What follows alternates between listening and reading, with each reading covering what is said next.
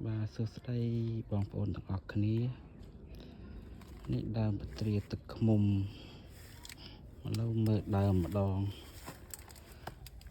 đàm nó tuiอายุ3-4 ខែនេះនៅទូចដើមគេដើមនៅទូចចឹងយើងកុំតាន់ទុកផ្លែវាពេលវាចេញក្តាប់ចឹងមកយើងបេះវាចោលសិនទៅ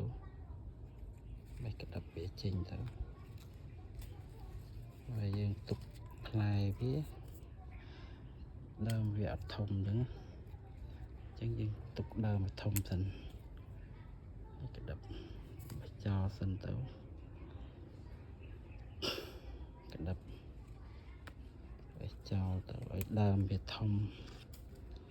បើយើងទុកក្តាប់ហ្នឹងដើមអត់ធំទេ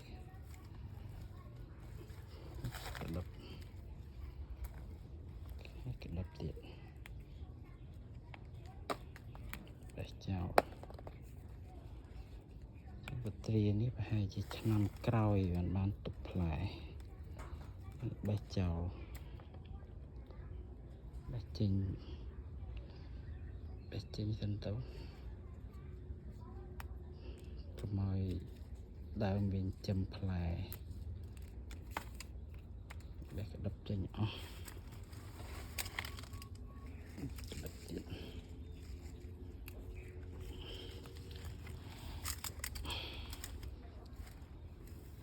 នៅខាងនោះទៀតចឹងបើយើងបេះក្តាប់វាចេញដើមវាធំបន្តទៀតបើយើងទុកក្តាប់វាយើងបានផ្លែបើដើមវានៅតូចចឹងឆ្នាំក្រោយដើមវានៅតូចវាខាតទៅវិញ